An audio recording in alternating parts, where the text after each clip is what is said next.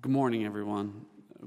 Before we begin today, I want to take a moment and have recognize a moment of silence to remember the victims of the terror attacks this morning in Brussels.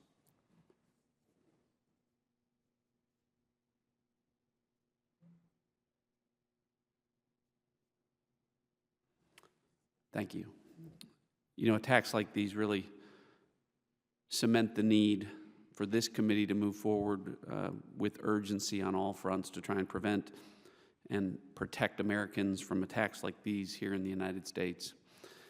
With that, the Committee on Homeland Security, the Subcommittee on Cybersecurity, Infrastructure Protection, and Security Technologies will come to order. The subcommittee today is meeting to examine the potential opportunities to promote the adoption of cyber best practices and more effective management of cyber risks through cyber insurance. I now recognize myself for an opening statement. The House Homeland Security Committee, Subcommittee on Cybersecurity, Infrastructure Protection, and Security Technology meets today to hear from key stakeholders about the role of cyber insurance in managing risk. Just yesterday, the Bipartisan Policy Center came out with a publication on the room for growth in this market and the barriers that it faces. Specifically, today we hope to hear about the potential for cyber insurance to be used to drive companies of all sizes to improve their resiliency against cyber attacks and develop a more effective risk management strategy, thereby leading to a safer internet for all Americans. The cyber insurance market is in its infancy, but it's easy to envision its vast potential. Just as the process of obtaining home insurance can incentivize homeowners to invest in strong locks, smoke detectors, and security alarms, the same could be true for companies seeking to obtain cyber insurance. It's for that reason that I look forward to hearing from our witnesses today on the current state of the cyber insurance market and what can be done to develop and to improve and to expand the availability of cyber insurance in the future. As news of the recent hacks and breaches and data exfiltrations demonstrates, cyber vulnerabilities impact every American and cause significant concern. The interconnectedness of society exposes everyone to these risks now. The interconnectedness of society, the breaches at Home Depot, Target, and JP Morgan Chase are just a few examples of the cyber incidents that have significantly impacted Americans every day.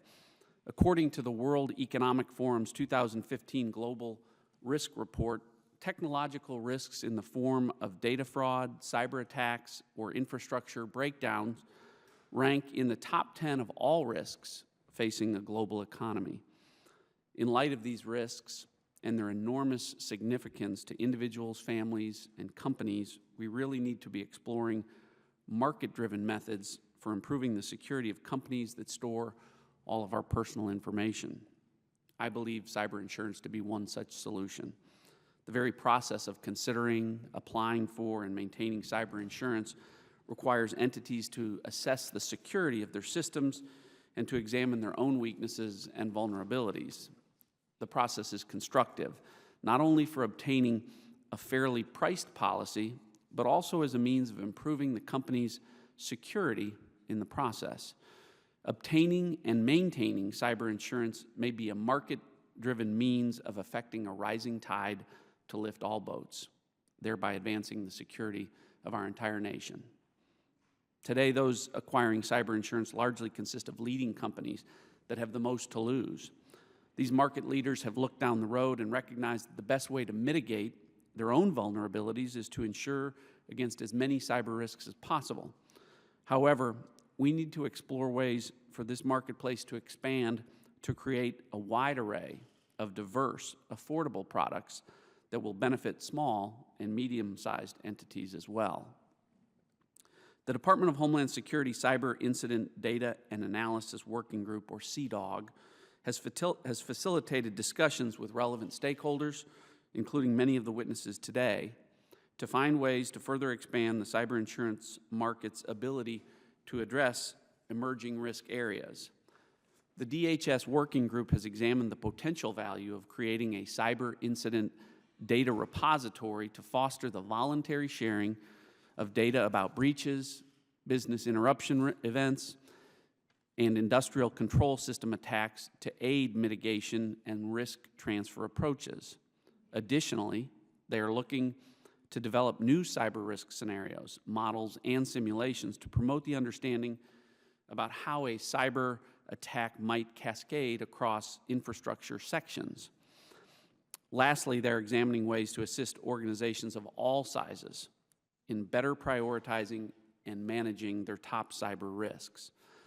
Over the next several decades, I hope to see a matured insurance ecosystem that incentivizes companies of all sizes to adopt stronger cybersecurity best practices and more effective management of cyber risks against bad actors in cyberspace. We look forward to your perspectives on these efforts and what the private sector is doing to make it easier for Americans to more effectively manage cyber risks. As chairman of this subcommittee, I'm committed to ensuring that legislators help facilitate, but not mandate, solutions to better protect our private sector networks against cyber adversaries. As I see it, the private sector has always led the way with respect to innovation and investment in this space, and we have an obligation to continue leaning heavily on this wealth of frontline expertise.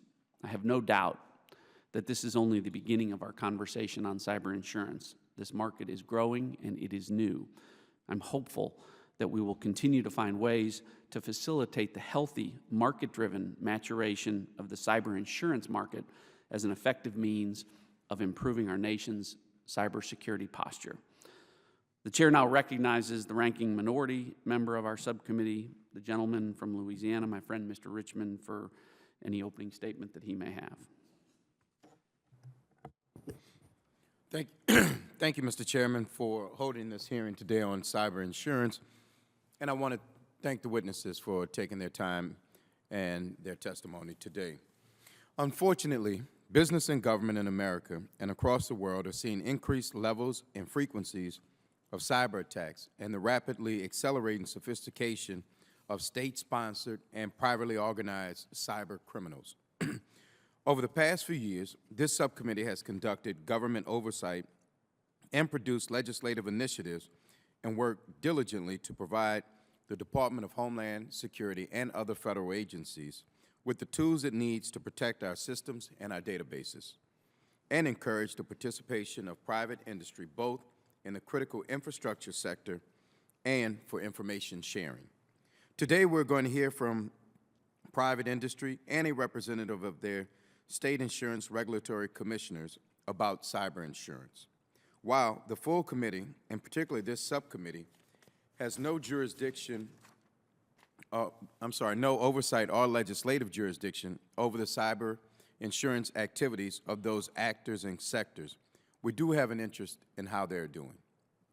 The statistics are familiar to us all. The percentage of U.S. critical infrastructure assets owned by private sector firms is estimated to be somewhere in the neighborhood of 85%. The way these assets are operated and managed has vastly changed over the last few decades due to the impact of the digital revolution related to computer-based information systems.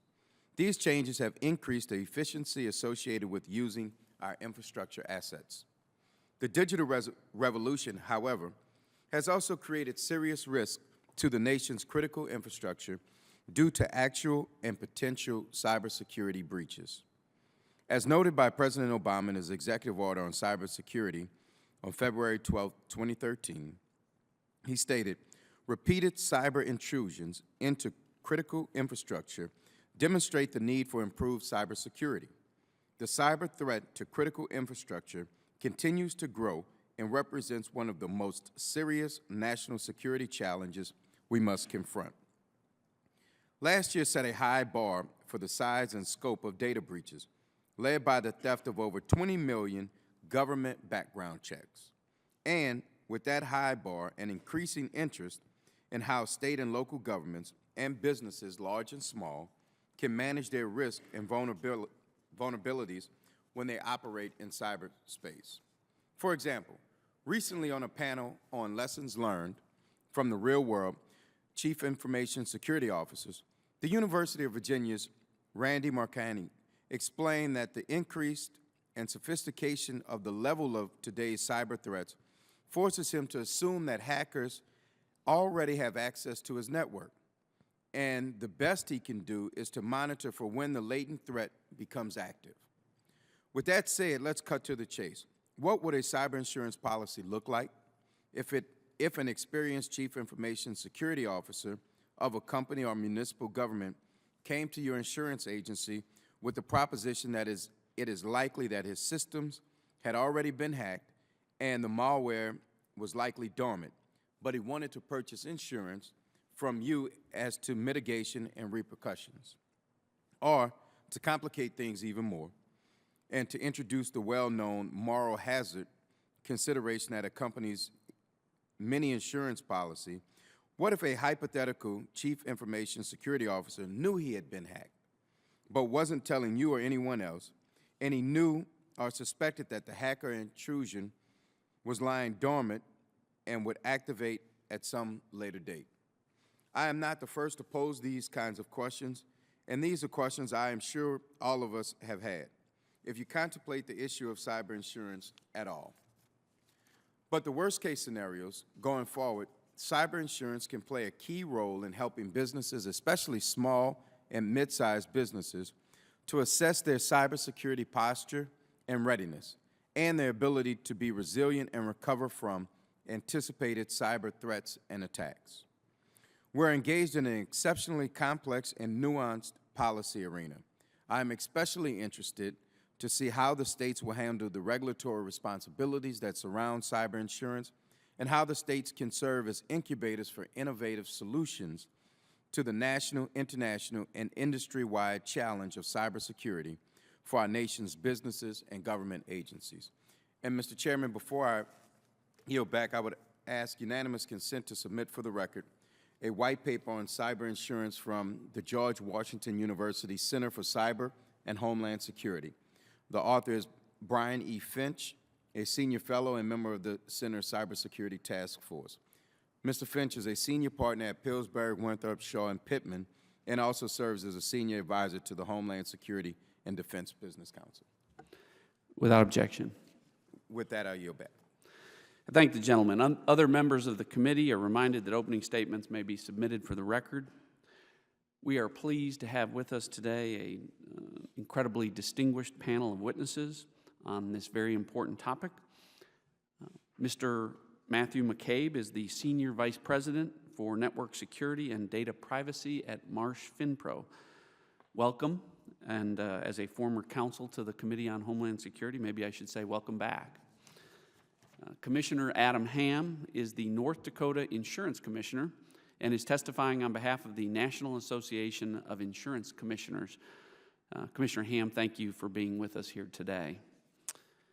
Mr. Daniel Nutkus is the Chief Executive Officer for the Health Information Trust Alliance. We appreciate you coming all the way from the great state of Texas to be with us this morning.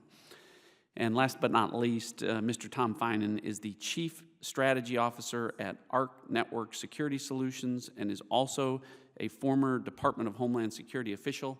We welcome you back as well. I now ask the witnesses to stand and raise your right hand so that I can swear you in to testify. Do each of you swear or affirm that the testimony that you shall give today shall be the truth, the whole truth, and nothing but the truth, so help you God? Let the record reflect that the witnesses have answered in the affirmative. The witnesses' full written statements will appear in the record. The chair now recognizes Mr. McCabe for his opening statement. Thank you. Good morning, Chairman Ratcliffe, Ranking Member Richmond, and members of the subcommittee. My name is Matthew McCabe, and I'm a senior advisor for Marsh, which is the global leader in risk management and insurance broking.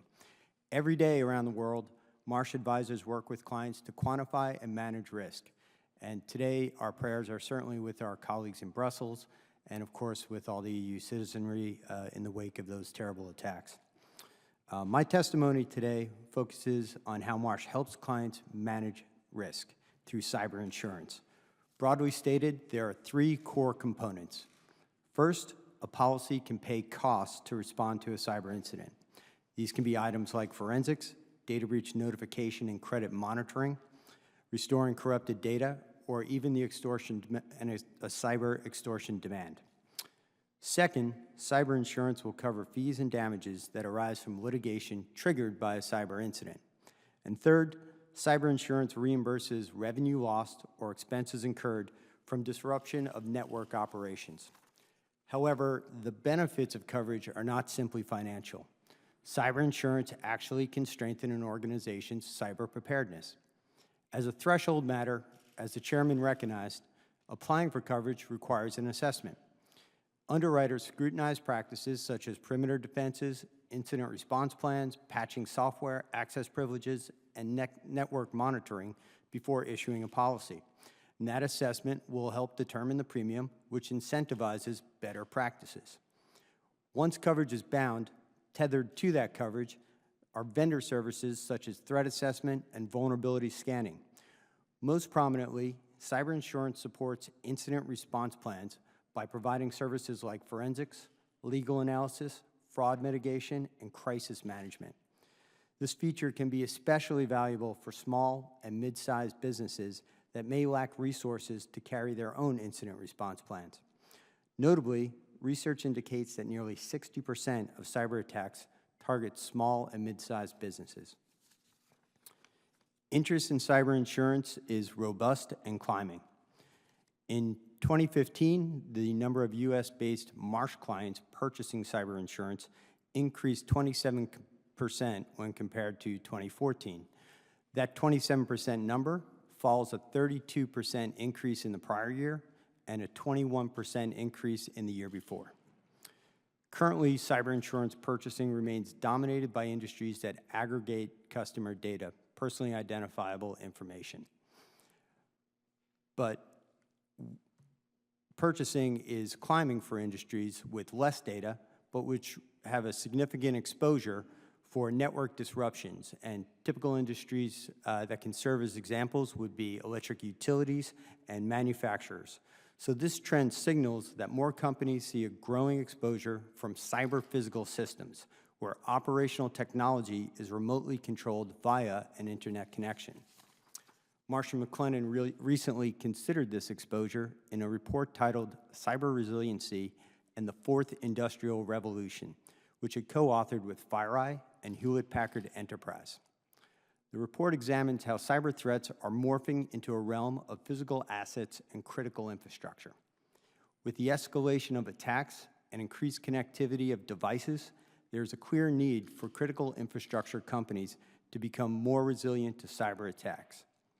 The report concludes that one key for building cyber resiliency is to have distinct cyber risk advisors, such as threat intelligence, forensic assessment, systems architecture, and risk transfer, provide an integrated strategy. They will ask questions as, what are your most critical assets? Who are the bad actors targeting your network? And what does your online activity signal to the hackers out there? The responses to those questions will yield data, and that data should inform every asset of cyber risk management. For the same rationale, Marsh has participated and supports the DHS Cyber Incident Data Analysis Working Group. The insurance industry is data intensive, and advising clients relies on our ability to model the likelihood and severity of events. In fact, a strength of our industry is its emergence as a leader in cyber incident analysis. So we believe the repository could have several uses, including strengthening underwriting, developing new products to close gaps in coverage, and could support metrics around information sharing and detecting threats. In conclusion, cyber risk management depends on our ability to quantify risk and provide analytics that support action items. Thank you, and I look forward to answering any questions that you might have. Thank you, Mr. McCabe. The chair now recognizes Commissioner Ham for his opening statement. Good morning, Chairman Ratcliffe, Ranking Member Richmond, and members of the committee. Thank you very much for the opportunity to testify today. So to begin, state insurance regulators are keenly aware of the potentially devastating effects that cyber attacks can have, and we've taken a number of steps to enhance data security expectations across the insurance sector. We understand the pressure these increased risks put on other industries, creating unprecedented demand for products to manage and mitigate some of their cybersecurity risks through insurance.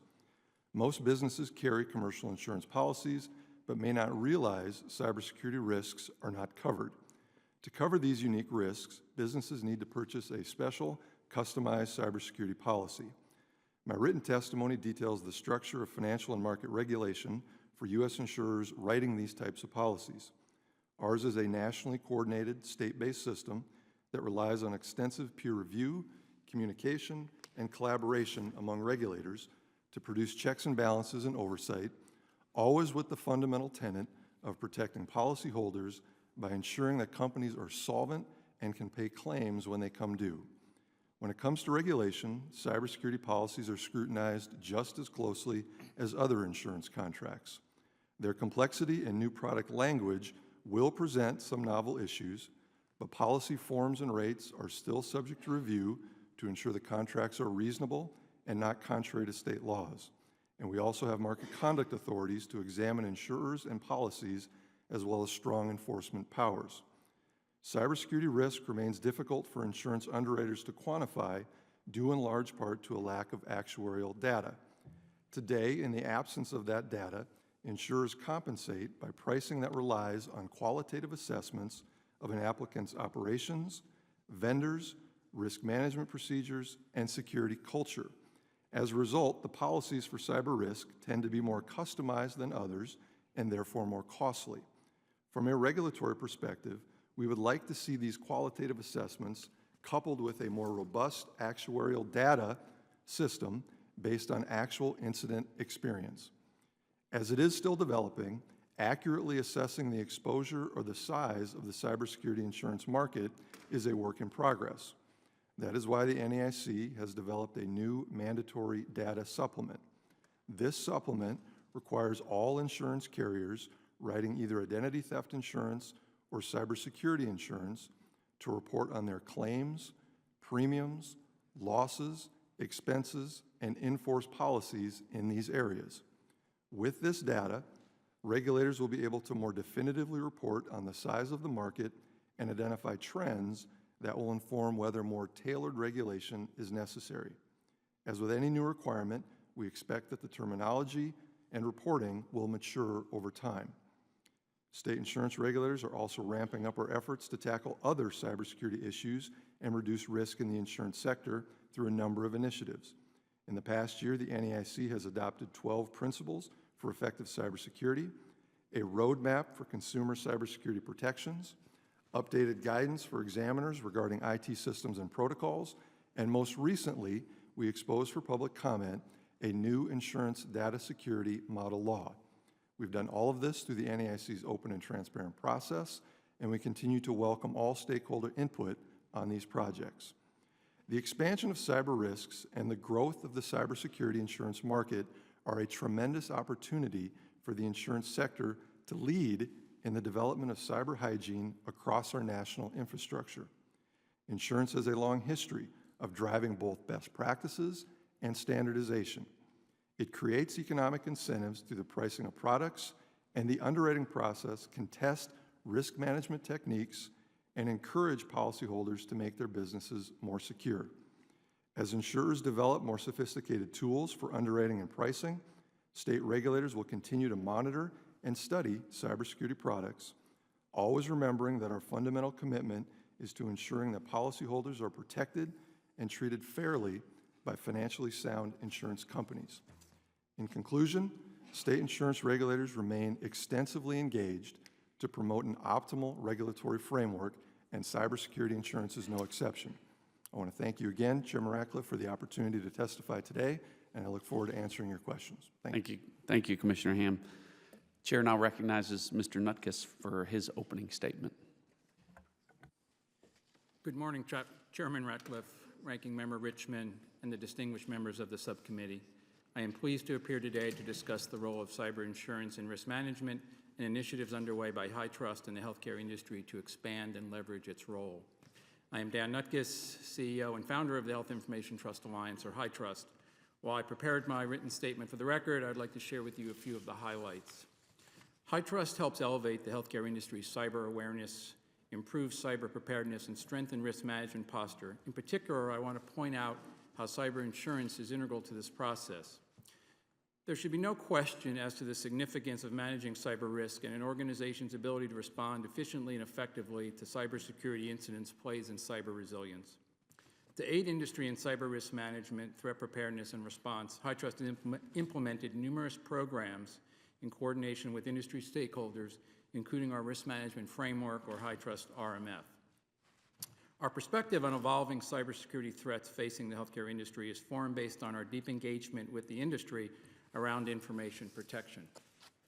That engagement includes data from over 14,000 security assessments done in 2015 alone, leveraging the HITRUST RMF, as well as operating the industry's Information Sharing and Analysis Organization, or ISAO, and running CyberRx, now in its third year, which is a series of industry-wide exercises developed by HITRUST to simulate cyber attacks on healthcare organizations and evaluate the industry's preparedness against attempts to disrupt U.S.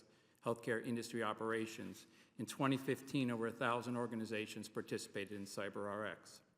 The HITRUST RMF incorporates a risk-based control framework, specifically the HITRUST CSF, which is a scalable, prescriptive, and certifiable risk-based information privacy and security control framework.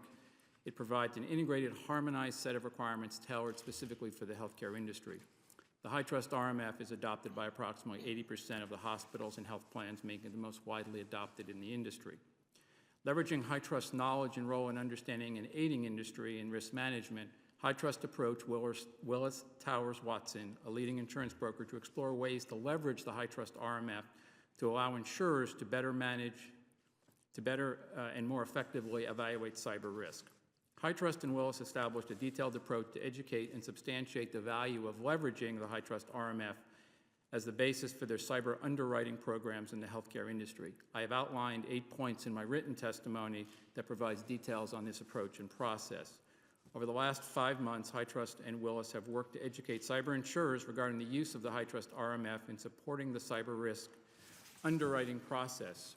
Insurers have found the HITRUST CSF to offer many advantages over the existing approaches, including providing a comprehensive and mature controls framework, aligning strong controls with risk, and accurately and consistently measuring residual risk. Allied World was the first company to offer preferred terms and conditions based on meeting the HITRUST CSF certification standards. After review and analysis, Allied World has determined that the CSF framework and CSF assurance methodology will ensure its underwriting program in terms of efficiency, consistency, and accuracy, allowing it to better align the effectiveness of an organization's security controls with cyber insurance premium levels. The review also concluded that organizations that had obtained a HITRUST CSF certification pose lower cyber-related risks than organizations that had not. The comprehensiveness and improved risk reporting enabled by the HITRUST CSF and the CSF assessment summary scores in place of many of the standard information security application questions creates a more streamlined and consistent application process. Allied World will also provide HITRUST with lost data in order to ensure the HITRUST CSF control guidance accurately reflects the associated risks. In addition, we are in discussions with 5 other cyber underwriters regarding leveraging this approach, with an expectation that 2 more will be participating by mid-year. It is clear that this approach is a win-win for the healthcare industry, underwriters, and of course the members and patients whose information they are responsible for safeguarding. For healthcare organizations, it drives better behavior in the industry, supports better control selections, and helps prioritize remediation activity, which ultimately provides better protection for patients. For cyber insurance underwriters, it ensures premium costs are proportionate to risk, provides more targeted coverage relevant to actual risks, and ultimately provides a more sustainable underwriting model. HITRUST also believes this model, with this current cyber insurance platform, could provide the risk management focus to encourage healthcare organizations to invest in maturing their information protection programs once they understand the impact residual risk has on cyber insurance premiums. And with that, Mr. Chairman, I am pleased to answer any questions. Thank you, Mr. Nutkus. Chair now recognizes Mr. Finan for his opening statement. Chairman Ratcliffe, Ranking Member Richmond, and members of the subcommittee, thank you very much for inviting me to address the role of cybersecurity insurance in risk management. I'm greatly honored to share my perspectives with you about this very important topic. I'm the Chief Strategy Officer with ARC Network Security Solutions in Dulles, Virginia, but until recently, I served as a senior cybersecurity strategist and counsel with DHS's National Protection and Programs Directorate, where I led the department's Cyber Incident Data and Analysis Working Group for the last 4 years. DHS engaged the cybersecurity insurance market early on because of its tremendous potential to incentivize better cyber risk management. And our starting point really was the fire insurance market.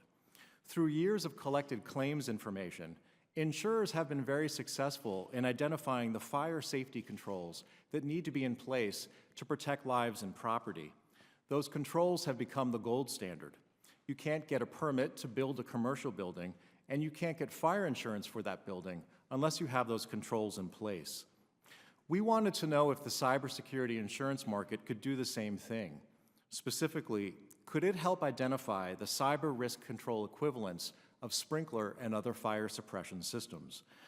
We discovered that while the insurance industry will certainly get there, there's still more work to do.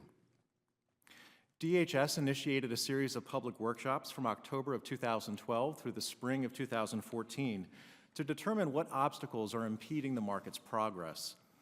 Brokers and underwriters identified 4, including a lack of actuarial data, the absence of common cybersecurity standards, best practices, and metrics, a lack of knowledge about critical infrastructure dependencies and interdependencies, and an ongoing failure by many companies to include cyber risk within their existing enterprise risk management programs. In response, brokers and underwriters look to see if a company has an effective cyber risk culture to determine if it's a safe insurance bet. They identified 4 pillars of such a culture, including what roles executive leadership, education and awareness, technology, and relevant information sharing play in securing the business environment.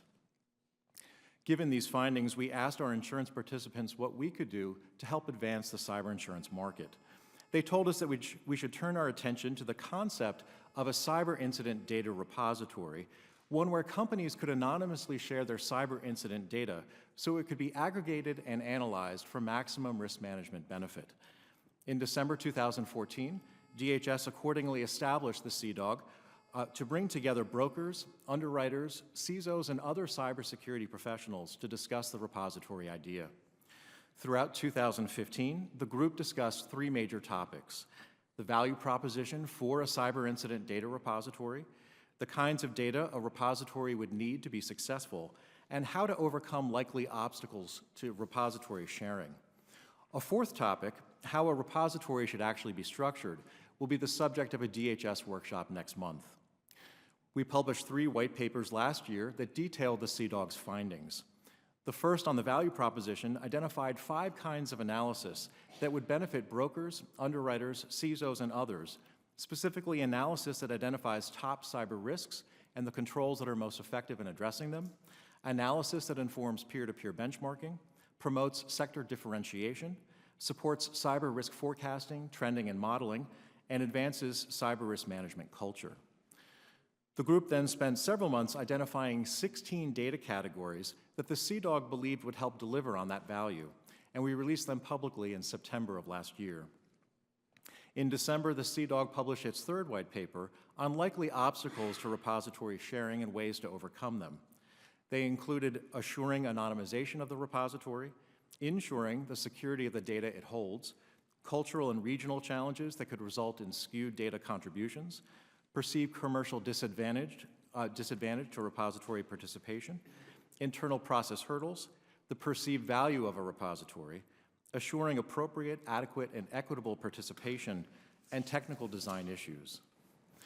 The CDOG was very successful in breaking down barriers between the insurance industry and technical cybersecurity professionals.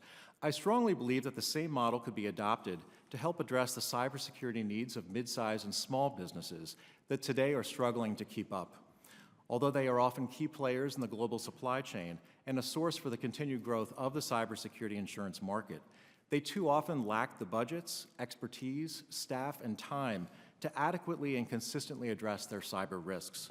As a result, mid-sized and small businesses tend to have weaker security that makes them not only easier to attack, but also a prime launching point for attacks against others. Cybersecurity expert exchanges, best practice knowledge sharing, compliance, automation, and coordination of cybersecurity investments are just a few topics of conversation that a CDOG-like group could initiate to address this key area of vulnerability that affects us all. Thank you, and I look forward to your questions. Thank you, Mr. Finan. I now recognize myself for 5 minutes of questions.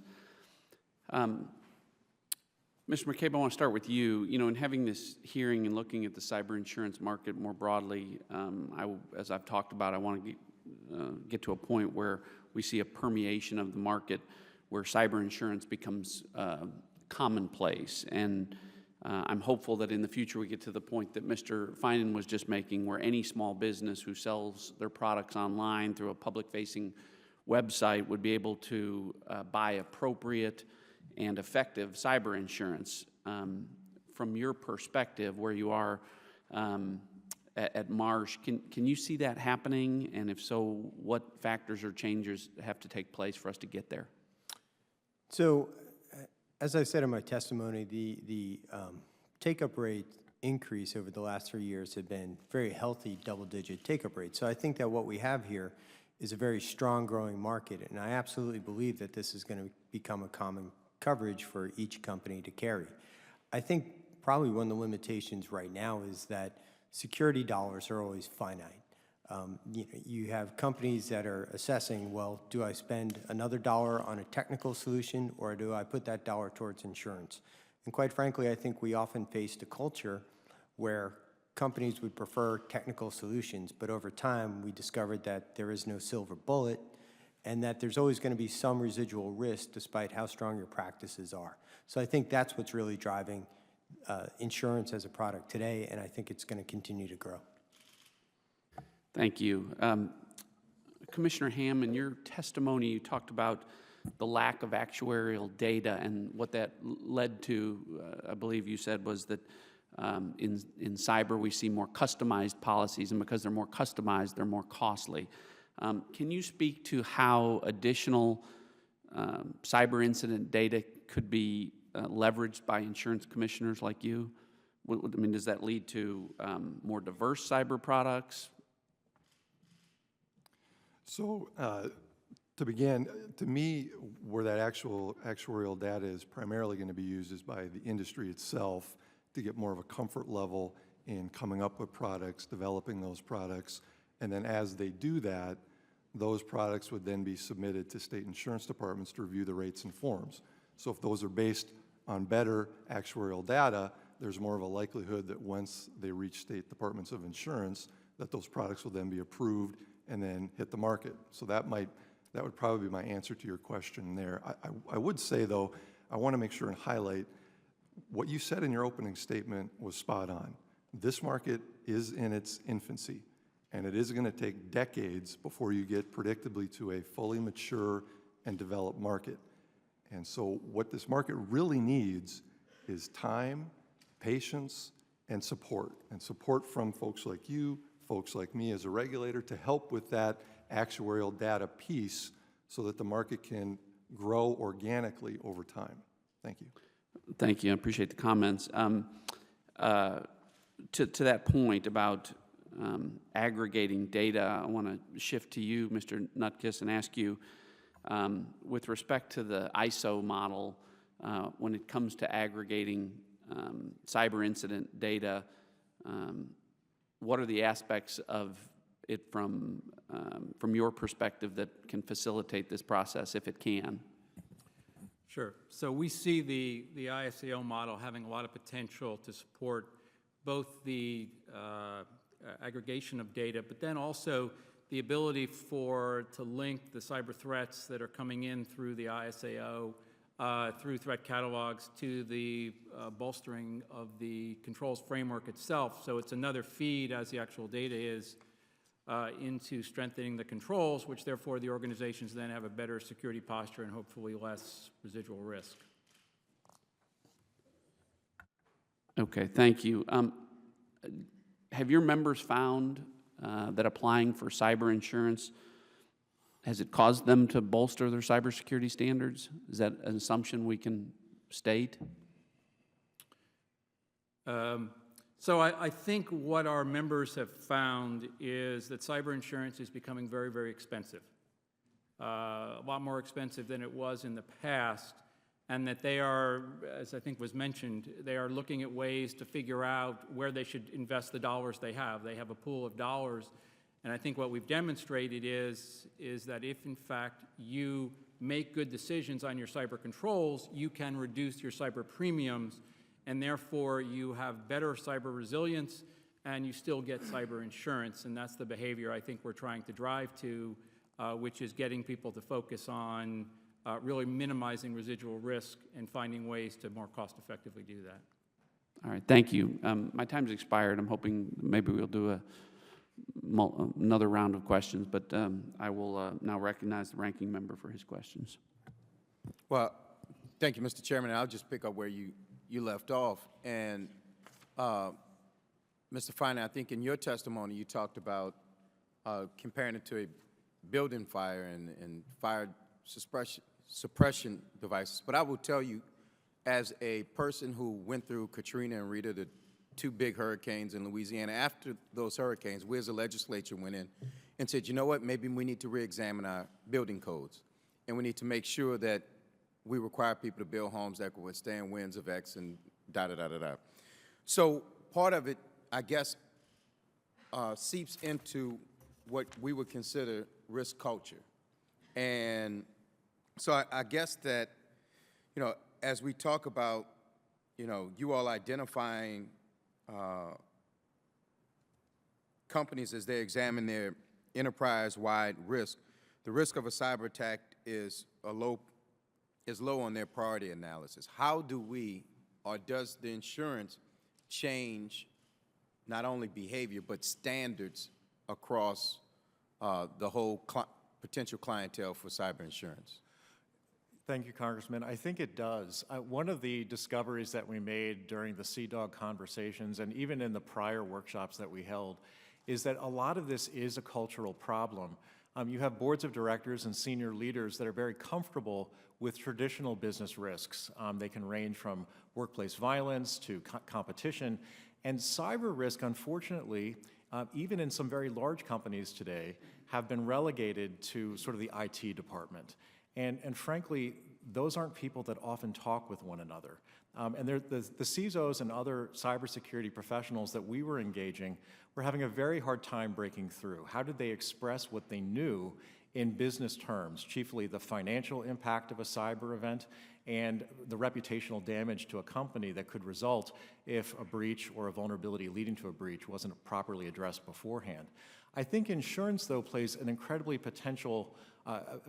valuable bridging role in that the boards of directors and chief risk officers and CFOs understand what insurance is about, and they see the business benefit to it.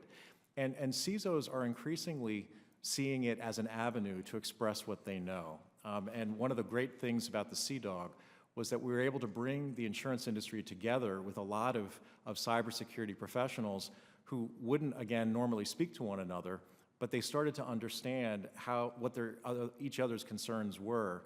The underwriters and brokers certainly wanting to sell an insurance product, but also not wanting to take on too much risk by overextending the policies that they were offering. And the technical expertise of the CISO, once you combine those, you're really addressing both sides of the same coin. And so I think one of the outputs of the CDOG effort is that you have the insurance industry and the cybersecurity professional community more in sync and speaking together using the same vocabulary to express that business risk that is cyber risk. So I see insurance as a vehicle to really make cyber risk more of an enterprise risk management problem, and it's something that I think should be strongly encouraged. And I guess another part of what I heard today was the cost and whether, you know, we can, I guess in my world, I would say actuarially sound.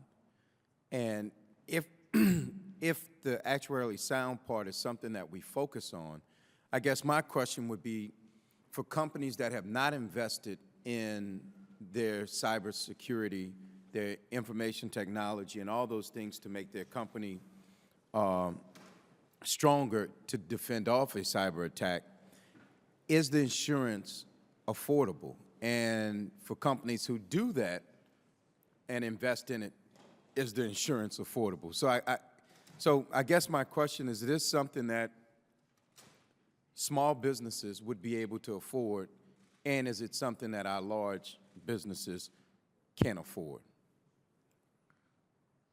And probably Mr. McCabe or Mr. Ham. Sure. So cyber insurance is made available to every size of business. We segment our brokerage depending on the revenues of the clients, and we have a specific group that are specifically concentrating on small and mid-sized business. It's, I would estimate that the take-up for small and mid-sized businesses on cyber insurance is somewhere around 20%. That lags behind larger organizations that have more than $1 billion in revenue, but still very healthy take-up and still growing rapidly. As far as the moral hazard issue, I mean, if a company's not investing in their basic security, I'd imagine that they're most likely not going to invest in the cyber insurance aspect of it either. I don't think that in the cyber insurance industry, I don't think that that the moral hazard problem is really applicable. And I think that, that would be comparison to, well, I've got fire insurance, so I'm going to leave greasy rags around the house and I'm going to leave highly flammable fluids next to them because, I've got my house secured with insurance now. Nobody knows how big the breach is going to be, and nobody knows what the outcome of a cyber breach might be. Executives could lose their job. You could lose the entire shop. Potentially an entire company could go down from a cyber breach. That's why it really does need, as has been spoken on this panel previously, enterprise risk management, because this is one of those risks that can take an evenly sailing ship and knock it right off course. I think that cyber insurance is a piece of the puzzle that supports the other aspects of risk management. Thank you. Now you're back. Thank the gentleman. The chairman now recognizes the gentleman from Pennsylvania, General Perry. Thank you, Mr. Chairman. Mr. McCabe, I'm sorry I missed the opening part of your testimony, so I don't want to rehash stuff that's already been gone over, but your last comments kind of piqued my curiosity. I'm a guy that started a business in my mom's garage, right? That was a long time ago, and we weren't so concerned about this at the time. But did you say that there are policies for every level of business, and at the smaller level, they're based almost solely on the business's income? I just want to kind of make sure I understand what you said there. So premiums are always going to be tied to the business, the sector of the business, right? The revenues of the business, and the security practices. Those are probably the largest three determinatives of what premium's going to be. And yes, for me, probably if I'm involved with putting a program in place, the limit of a policy is typically going to be for $10 million for the first primary sold, right? That's not going to be true for every company. Every company, smaller companies can get $1 million, much smaller policies. So can you give me an idea? You want $1 million policy. What's something like, as a guy that ran a business, what's that, in the scope of everything else, plant and equipment, employees, and all the other products that you got, but what are we talking about? Is it a 6-month premium? Is it an annual deal? It's an annual deal. To tell you idea. the truth, I'm going to be much more solid on premiums for much larger businesses because that's the class that I handle. But you do have to remember, even from your question, it's a wide open question because for the business that you're running, well, how big is your digital footprint? How online are you? How much do you rely on online presence to conduct your business? What is the manner of your business? Are you collecting health data? Are you collecting? Yeah, I understand the risk exposure, and I'm kind of asking you how long is a string, but if you could at some point after the fact, absolutely, give us some kind of idea based on some of that criteria, what businesses are what they're looking at, just so we can kind of be in the game on that. I want to move on a little bit, Mr. Ham. How do we ensure these policies keep up with something as evolving as this? I think about upgrades, and I used to do P&C lines, right? So when you upgrade, when you put airbags in, or you do all these safety systems, if an industry moving towards a certain direction, or sprinklers or whatever, this industry involves bad actors that are moving in a nonlinear fashion. They don't announce their intention, and so you don't know what your risk is day to day. How do we keep up? Do you have any? It almost sounds like an unanswerable question too, but you're in the position to have the answer it. I'll do the best I can to answer it. To begin with, because this line of insurance is still in its infancy, we're basically at a point where if you've seen one cybersecurity policy, you've seen one cybersecurity policy, right?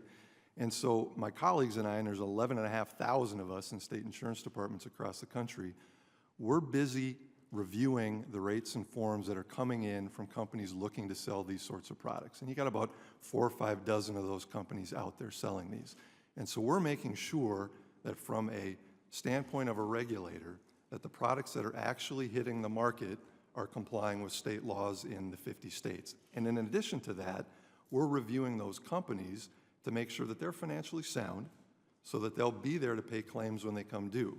Because the only way this market is going to go from infancy to fully developed is if there's a comfort level by individuals and businesses and governmental entities that what is actually growing and developing in this country in terms of a cyber insurance market is actually going to be there for the long haul. So that speaks to the lawfulness or, complying and comporting with what you said, the rules and requirements. Right. And I guess the soundness of the institution, but it doesn't necessarily get to the issue of an ever-changing landscape from an actuarial standpoint, from a risk assessment standpoint. Which is a big part of why this market is developing, even though it is developing quickly, in some ways it's developing slowly because they need more and more data in order to answer the question you're So talking Mr. Nutkus talked about this a little bit, and maybe the question should be for him, but I want to stay on you a little bit. So who should determine the standards? I'm not a big federal government guy. I know I'm sitting in the place, but, who's determining the standard? And if it's the insurance industry, is the fox guarding the hen house? And am I going to be required to report? And is the insurance company going to, the insurance company that has my policy is going to want to know and know my risk exposure. How do we determine and should we be determining the greater risk exposure? I mean, this one thing begets another. I know there's a whole lot of questions there, but where's the repository of all this information and how do you safeguard it? I mean, it's different than accident crash data or something like that, right? So how do we do this for this? And so I'm going to do the best I can to answer that question. From my perch as a regulator, I don't really much care where the repository of that data is, okay? I don't care if it's some arm of the federal government, if it's some private entity. That doesn't matter to me. What matters is that data that's actually being gathered is useful, okay, and it's being shared with me as a regulator so I can do my job. But as a regulator, and as a guy that this is your business, this is your livelihood, your passion, your expertise, what is your recommendation? You want another federal program? No. Okay, all right, that's all I needed to hear. Thank you, Mr. Chairman. I yield back. Thank you for the lifeline. Thank the gentleman. Chair now recognizes a gentleman from Rhode Island, Chairman of the House Cyber Caucus, Mr. Langevin. Thank you, Mr. Chairman, and I want to thank you for holding this hearing. I want to thank our witnesses for being here today and deeply appreciate your work with DHS and on this issue in general. So we've come a long way since I first started on the cybersecurity issue back in 2007. We've certainly raised awareness, and we've come a long way in getting everybody, for example, in the national security apparatus from the president on down to understand how challenging and difficult this cybersecurity is, how important it is to the country, how vulnerable we are in many ways, and very dependent on cyber-related issues. And now, of course, what do we do about it? And there's a variety of tacks that we need to take, that we are taking. Some of it will come through legislation, others are going to come through regulation. Others are going to come from this public-private partnership, certainly, which is going to be vital because government nor private sector can do this independently on its own. Also a role for the SEC, and I've met with SEC commissioners and have written several times to the chair of the SEC, and they're moving in the direction of doing more in this space as well. The insurance industry also, I believe, has a critical role to play here, and I've met with some of the largest insurers in the country, both to encourage them to move more into this space, but also to hear from them and clearly see what they're doing in this space. And they are now writing policies that are more reflective of the risk that companies face in this area. And clearly, if you have two companies and one is investing heavily in cybersecurity protections and doing everything they can to protect customer data and prevent the consequences of a cyber attack, that policy should be written to reflect that. And those that are doing very minimal amount then the policy should be written and priced accordingly as well. So I think this is an important discussion.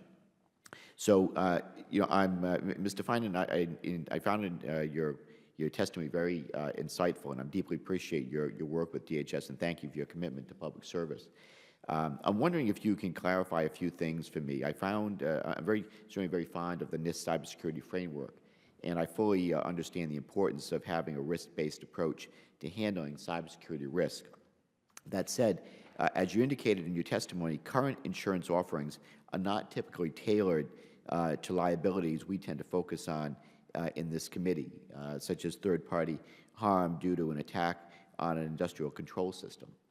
So again, I fully recognize the value of raising the cybersecurity floor, but I just want to make sure I understood your testimony. Did I get that about right? Yes, I think so. And specifically to the NIST cybersecurity framework, Congressman, the underwriting community especially has been very supportive of it because it gave a vocabulary and an approach for brokers and underwriters to discuss cyber risk in a way that everyone was comfortable. You didn't have to be a technical expert. I think the jury is still out on what the ultimate impact might be of the framework because they want to see how usage translates to fewer losses or less severe losses. So I think that there's tremendous potential, but they're taking a wait-and-see approach, and I think NIST is working and engaging with the insurance industry to see where it may head next. Okay. And as a follow-up, thank you for that. And in that case, is it possible that the floor we're raising is focused on business risk, for example, to a financial system, rather than on risk relating to operational technology, since they're unlikely to be insured against? Yes, and I think insurance can have that floor-raising impact. The C-suite understands the benefit of cybersecurity insurance and insurance-based generally. They see it through business terms, and they see it as an opportunity to really make that hard decision between, to what Mr. McCabe was talking about, do you spend the last dollar on a technical solution, or do you transfer the risk through insurance? And I think it's engendering some very healthy conversation between and among chief risk officers and other senior officials within companies with their cybersecurity teams. And it's bridging that cultural divide that still remains for most companies, but it's a vehicle to finally have that conversation. And I think that's healthy. I think they're figuring it out about what controls actually deliver value. That's going to be a long-term and ongoing discussion, but insurance is a good umbrella under which to have it. One other follow-up on this line of questioning. Is there a widely accepted definition of cybersecurity incident that you've found, at least among critical manufacturers? Not that we came across, and I think it's because of the newness. People in the industrial control system space are very concerned about business interruption, obviously the physical damage that could result to critical infrastructure if a hacker were to get in and have that intent. But because it's new to the insurance industry as a concept and a potential area of coverage, they haven't really defined it too specifically yet. But I think that's why the kind of collaboration that a group like the CDOG was encouraging is something that DHS should continue, because you start to move toward those common definitions and vocabulary. Yeah. And I think that would be helpful, and I'm hoping that we're going to see us move in that kind of direction and have that common understanding. So I know my time's expired. Mr. Chairman, I don't know if you're going to do a second round, but if you are, I'm going to stay. So, all right, I'll yield back. Thank the gentleman. The chair now recognizes my friend, the gentleman from Florida, Mr. Clausen. And by the way, is it too late to offer condolences on your Boilermakers? It's it's a yearly thing, so don't worry. and when I see you dunk a breakaway, then you and I can talk. To be a tough guy, you have to have hit somebody at some point, right? Thanks for coming, y'all. If I knew it would have been a conversation about basketball, I would have checked your own credentials. I'm okay with voluntary cyber risk information being shared by companies. I'm all right with that. My own observations was that most CEOs and boards are all over this. They're all over this. They know that disasters are right around the corner, and it's not just financial interruption of business, it's embarrassment, and customers have a hard time getting over it. And moreover, a lot of us are business-to-business suppliers, and we don't have a lot of choice in the matter to begin with. So we're part of a larger supply chain that makes this more complicated, and moreover, it's an international supply chain. Final point I guess I make is that every ERP implementation that I have done is unique. And I wonder about insurance market with, I hear, actuarial data, and I say, wait a minute, every time I did an SAP, it was a little different. Sometimes we touched the base code, sometimes we didn't. Sometimes we integrated with the financials and with the customers, sometimes we didn't. And so to set up data that is somewhat standardized so that an insurance industry can make decisions when there is no standardized data, I just tell you, from my desk, I don't know. I don't know. I don't know if that's even practical, because these things are very, very customized and very, very unique. That's what they are, because every business is different. I operated in 20 countries or so, and all of them had governing bodies. Therefore, all of my instincts tell me, let the market catch up to itself. I know if I was going to buy insurance, the only person I'd buy it from is the guy the consultant doing my SAP or whatever it was, the ERP implementation.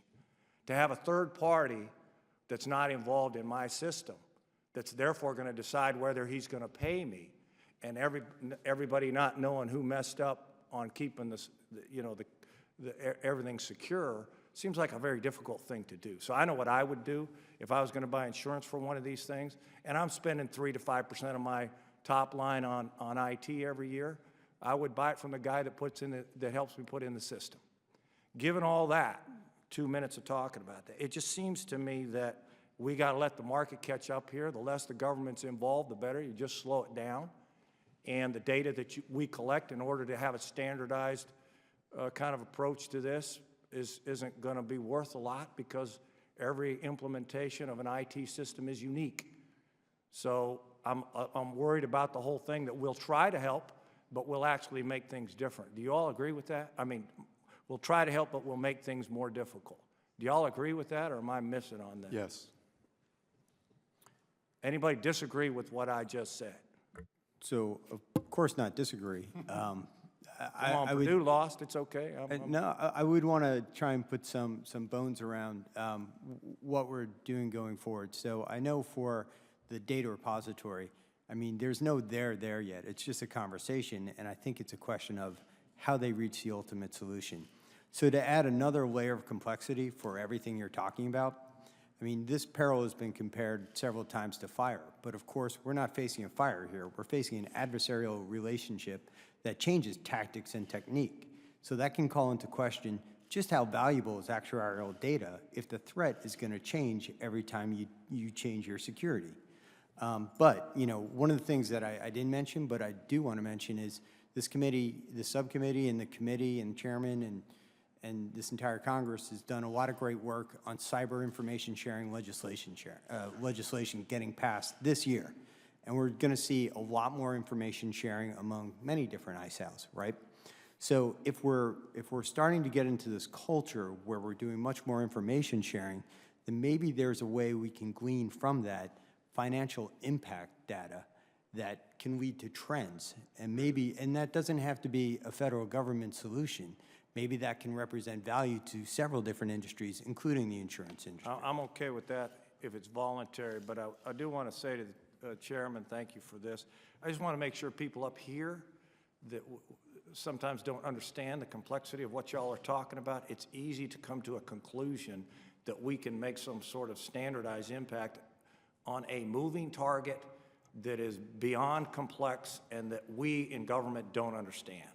And I just want to make sure y'all get that point. I mean, that's my point to the group. Be careful on what we try to do here, or we'll make a very difficult situation even worse, because the threats are so difficult. Thank you. I yield back. Thank the gentleman, and I'm going to open a second round of questions for anyone that's interested. I had a couple of follow-ups that I wanted to make sure we got to today. And I want to come back to you, Mr. McCabe. Technical questions, but do insurers generally mandate certain prerequisites or cybersecurity efforts at all before anyone could be issued coverage in this space, or is it? I mean, certainly, it depends how we define efforts, but I think the question is absolutely. You know, if you find out that you have an applicant who simply isn't using firewalls because they don't believe in them, then the insurance market is just simply going to walk away from them. From a far more practical example, take, for instance, retailers. So if you have a retailer who simply is choosing not to be compliant with PCI standards, it's going to be very, very difficult to get that particular applicant coverage. Take that a step further. If you have a retailer who's not keeping up with the technical standards, the practices that would have prevented breaches like Target and Home Depot back in 2014, and that's using end-to-end encryption, that's tokenizing your data, so it's just transaction numbers, it's not the actual card numbers. If you don't have those state-of-the-art practices, then it's going to be very, very difficult, if not impossible, to get that retailer coverage. So I think while for most industries, there's not a hard and fast rule, because there isn't regulation, because it's very hard to regulate in this space because things change so quickly, but there certainly are practices that are required. Now, there are, of course, certain industries where there is heavy regulation. There's HIPAA compliance, there's NERC, FERC standards, the SIP standards. I mean, those, of course, you have to comply with. So as a follow-up to that, and maybe Mr. Hamm, you can weigh in on this as well, are there certain common conditions in cyber insurance policies or in limitations or exclusions to those policies that essentially would undermine the effectiveness of that coverage? Nothing that I've seen yet, and again, the market is in such an infancy stage that my colleagues and I haven't got to a point where we're reviewing so many different rates and forms that I can give you an informed answer to that question. So when we talk about assessing the solvency of insurance policies that cover cyber, is there a point, or at what point do we need to be concerned about U.S. companies becoming insolvent because of their inability to cover one-off cyber events of a great magnitude? So thankfully, we're not there yet, obviously. That's one of the reasons why the NAIC is so interested in gathering very granular level data on what this market is looking like, not just to give us a snapshot of claims, premiums, losses, et cetera, but to start to tell us if there are any of these companies that are selling these sorts of products that may not fully understand the risk they're taking on and may not be able to pay claims when they come due. And so that's a big part of why we're gathering that data. We're going to get the first batch of that here within the next few weeks, and we would be happy to provide that to this committee once we have it in a form that we can release publicly. So, Mr. Fine, I want to ask you a question because of your experience in setting up the CDOG, and we've had this conversation about standing up a data repository of some type. In your mind, who would be the ideal entity to house that? I'm going to do it in my basement. No, it's a great question, Congressman, and truly, I think the CDOG members themselves are probably the best equipped to answer that. The CPAC meetings that we were holding, Critical Infrastructure Protection Advisory Council, we really had not pushed toward who should own and operate. They were very clear, however, that the ghost of Edward Snowden still lives, and they were not overly keen on the federal government owning and operating. However, they did feel that the federal government had an enormous role to play in terms of convening the conversation so they themselves could figure it out. They're also very interested in the federal government providing data about cyber incidents so they could start to get their underwriting bearings. However, there are a couple of models that are out there. I know the working group has talked about ISOWs as a potential model, ISACs as well. And I know a number have been interested in potentially looking at FFRDCs and universities and similar communities. But the truth of the matter is that this was a needs and requirements discussion about what's the value of a repository, what data do you need, and ultimately what is it going to get you in terms of better understanding about how to invest more wisely against the risk. Really anyone could take these public documents and decide to build a repository. We really wanted to lay out the roadmap for them to do that. And I think the group next month will have some recommendations that are more specific. But it's really for anyone to read and review and hopefully engage. All right, thanks very much. My time's expired again, and Chair now recognizes a gentleman from Rhode Island, Mr. Langevin. Thank you, Mr. Chairman.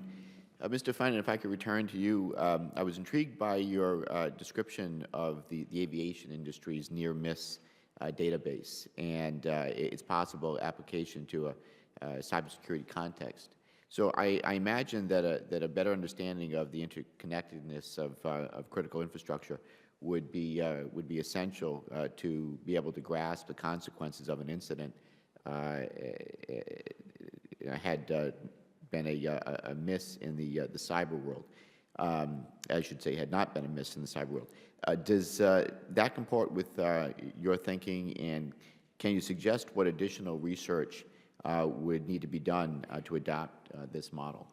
So the near-miss repository was something that really captured the imagination of the working group, because at the outset, the commercial aviation sector didn't believe that they could actually share very sensitive information among themselves to find common, safety solutions.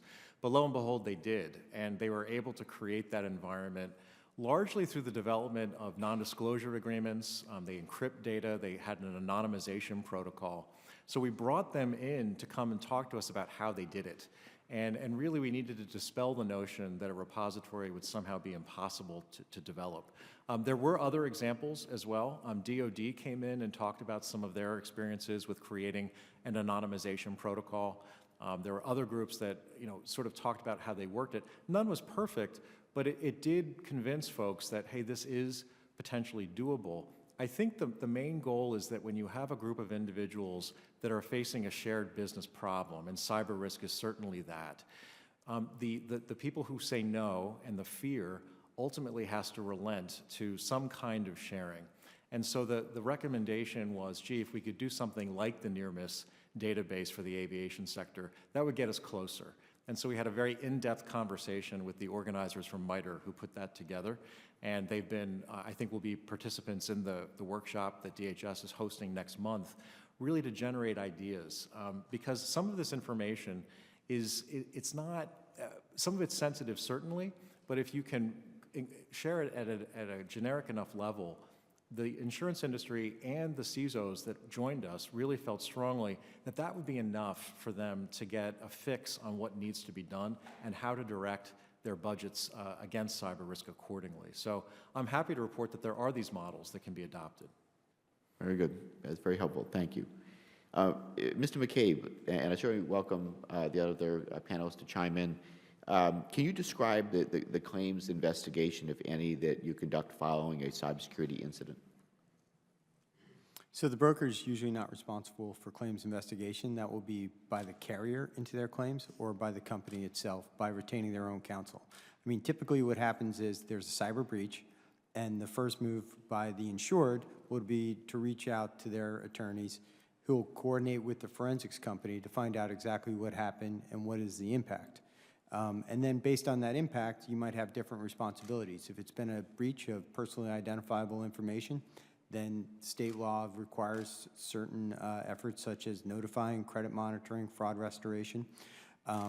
Perhaps, there's an extortion demand in which there's an entire different set of services that have to go in. Perhaps there's a business outage in which it's more of a forensics investigation of, well, what has this company actually lost, and what are the expenses that you've suffered as a result of that business outage?